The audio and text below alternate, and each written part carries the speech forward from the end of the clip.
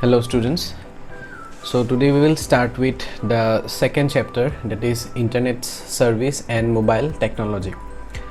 We have already done the first chapter, that is Internet Basics. I hope you have understood.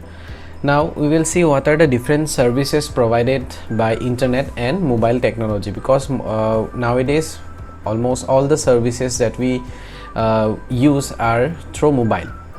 Right, very rare people are there who are using computer, means the percentage is very low. People using mobile services or mobile technology is more. So we'll see this in this chapter. Introduction. You know what is internet, you already got in the last chapter, that is Internet Basics. But do you know what do people really do on the internet and how? Well, they exchange messages or emails, participate in discussion groups known as news group definition you have got, chat with many other people across the globe, retrieve data files and access all sorts of information. So basically we use internet for exchanging information, chatting with people all over the world. The type of services available on internet are diverse as the people interested in. So different people have different interests, they uses internet for different purpose.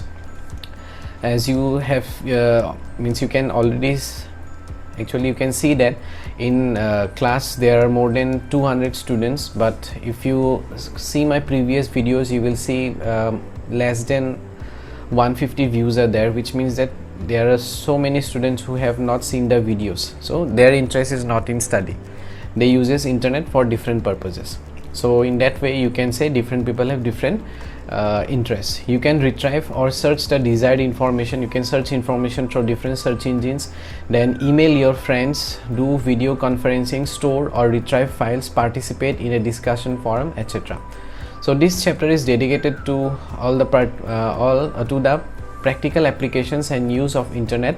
In this chapter you will be learning about various web services along with practical guidance for the same.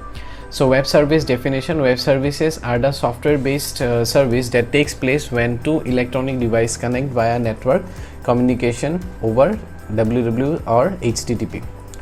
So first, information retrieval. After connecting your PC to internet, you are ready to retrieve information from net, or once your mobile phone has internet connection, you on your data button, then your mobile phone is ready for information from net.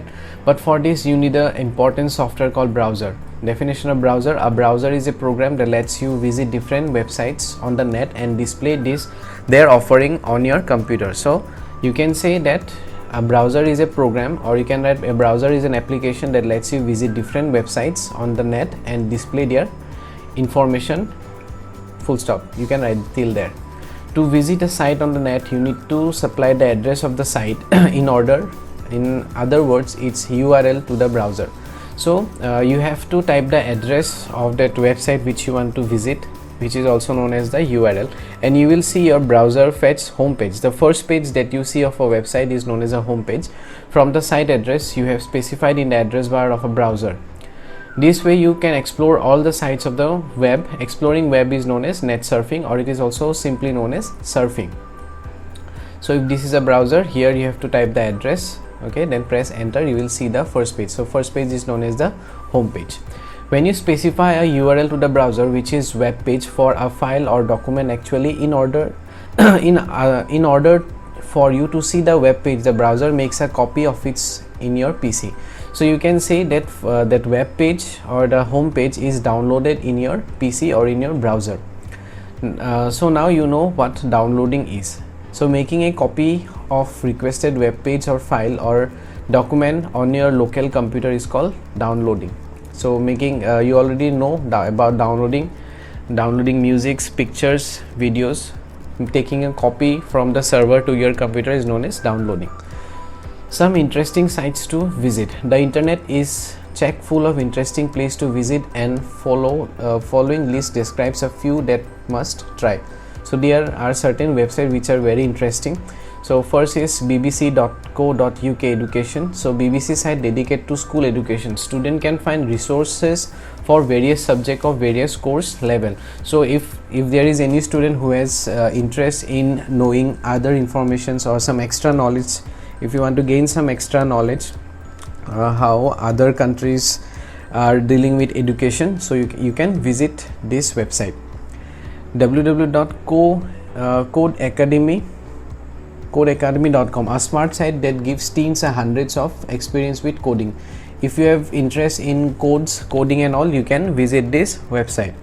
Then thimble.mozilla.org, fantastic online editor, teaches kids to write the web. So even this one is also code where you can learn about writing web that is HTML part. www.discovery.com, if you subscribe to cable TV's Discovery channel, you already know what a great source it is for natural and science program among others. Tune in to the Discovery site for the same great information. So you have already seen Discovery channel. If you go to this site, you can see some information. Then nationalgeographic.com/kids, so you have to give these slashes. Here also you can see bbc.co.uk/education/level/24kw2hv. okay, so these are the path you have to give this path name. This is also a great source of nature and science program. Check out for some great kid stuff here. So you can visit this information, that is this websites. Next, electronic mail. The most widely used tool on internet is electronic mail. Even now people send mails, they do advertisement through emails. Email is used to send written messages between individual or groups of individual, often geographically separated by large distance. So if there are people who are staying for a very longer distance in different part of the country, they write each other email. Though nowadays we have different messengers, but still email once it was very much popular, but now we uses WhatsApp or Facebook or Instagram or any other messengers. Email messages are generally sent from and received by mail servers, computers that are dedicated to processing and directing email. Once a server has received a message, it directs to its specific computer that the mail is addressed to. So if whenever you send a mail, it is first sent to the server, and computer in that particular server, they will process and they will direct all the email. Once they receive the message or the email, they will forward it to the computer where that mail address belongs to. To send email, the process is reversed. A very convenient and inexpensive way to transmit messages, email has dramatically affected scientific, personal and business communication. So earlier people used to write letters, then when email was introduced, they started using email because email was it was inexpensive compared to postcard or letters, telegram, and it was faster. You can even attach some file, pictures, images. That's why email became popular. Email accounts and addresses. Although sending and receiving mail is extremely simple, however, there are a few parameters you must be clear about before you start sending and receiving mails. One such parameter is email address. You have to create an email address. I think you already have email addresses. Then there are different type of servers are there, like Hotmail, India.com, then Infomit, vsnl.net, India.com, Gmail, then Yahoo, Ymail. So these are different place where you can these are different actually websites where you can create your mail ID. Then here you can see that the character at the rate of or at it is pronounced. The email account holder's name appears and after at the name of the net server appears which hosts this email address. This is in address wada.sachin@infomit.com. So the username is given before the @ symbol, and after it you will see the server's name. Similarly in email ID pakasa@hotmail.com. So pakasa is the net name of the user and it is hosted on server hotmail.com. So username and the server name is given here. So what is username? On the left side of @ separate is the username. A username cannot be blanks. And domain name for a host server, the portion to the right of @ identifies the server or host to or network that serves your email. It's sometimes called as email server. Email primer. Before you start sending and receiving email, you must have an email account. you can have either a web-based online email account or an email account on ISPN server. However, you must be knowing that an email account on an ISP server is a paid account and the web-based email account is generally free. So there are different type of accounts which we use, like Hotmail, Rediffmail, Gmail or India. These are free, but in ISP if you use some email, then they are paid. You have to pay it. I think all of you have Google Gmail.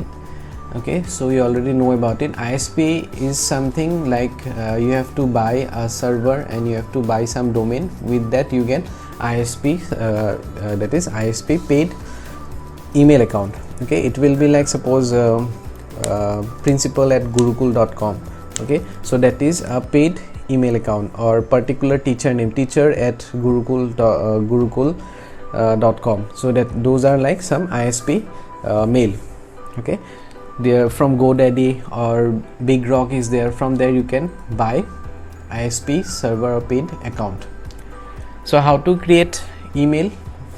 You have to visit any of these website, then you have to connect. First we have to connect to internet, then you have to visit this Gmail, then you have to sign up for Gmail. If any of you don't know how to create an email, you let me know. In next class I will show you how to create an email. And once you create an email, if you share your email address with your friends, they can send you email. But for that you have to first sign in. You have to give your email ID, you have to give the password, then you have to click on sign in. Once you are signed in, you will see the interface somewhat like this. At the left side you will see compose, then inbox, and starred image means you can click the star symbol which is at the left side of the email. So those important emails you can make it star. Okay, so after that in email in inbox you will get the mails which your friends or anyone who have sent you. Then once you read, you can reply to it by clicking on reply, or you can forward the mail by clicking on forward.